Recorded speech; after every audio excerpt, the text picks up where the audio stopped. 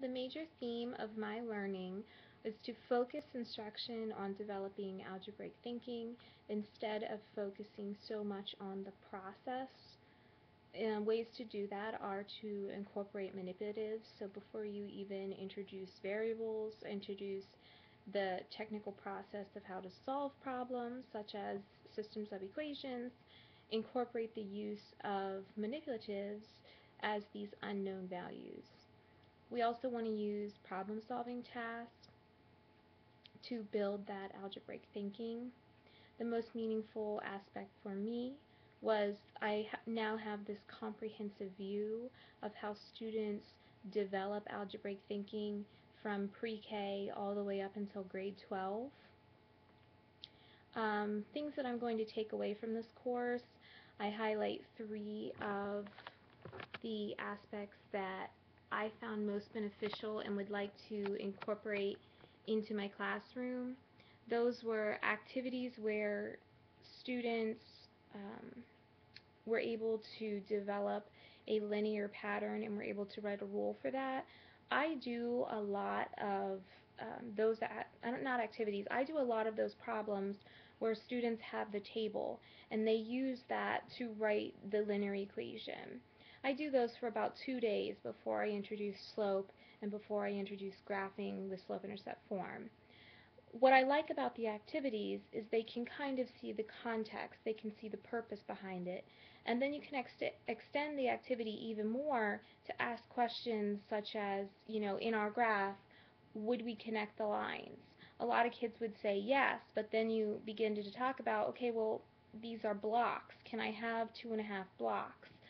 So I like that the activities that we did a lot of them, and I'm definitely going to incorporate those. The second, um, the second task that I'm going to take away were the activities that we discussed about the different ways that you can represent a function.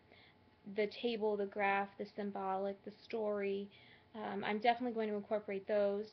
Kids really struggle with functions. They don't understand their purpose. They don't understand why we can't use y anymore. Why does it have to be f of x? So I like this idea of discussing covariation. It's not y. It is a function that varies with x. So I like that way of thinking, and I would like to introduce that into my curriculum. The third one that I wrote down that I'd like to take away from the course is incorporating more algebraic proofs.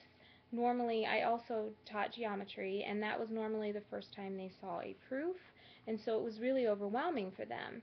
We did a proof today that was the 4 basic operations, and then we had to show why it turned out to be n plus 1 squared. And kids in Algebra 1 are completely capable of doing that proof. So I will definitely be incorporating that into my classroom so that students have that experience with proving a conjecture.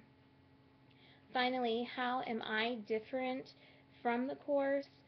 Basically, I understand my purpose as an Algebra 1 teacher a little bit more. I've taught Algebra 1 many times, and it was pretty much, you're teaching Algebra 1, here's the textbook, good luck. That was how it was structured when I began teaching the course.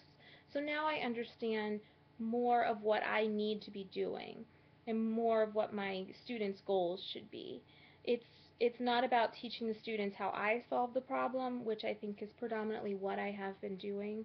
It's more about encouraging the students to figure out their own solution process.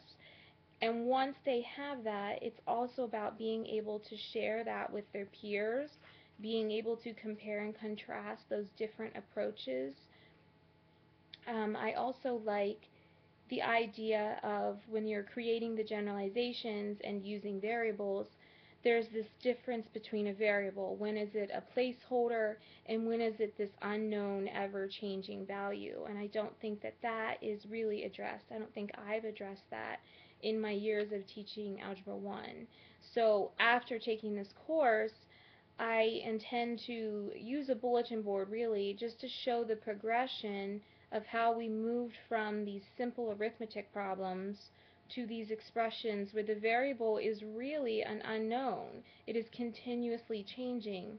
And then we progress to these problems where the variable is just kind of this placeholder and it's holding the spot.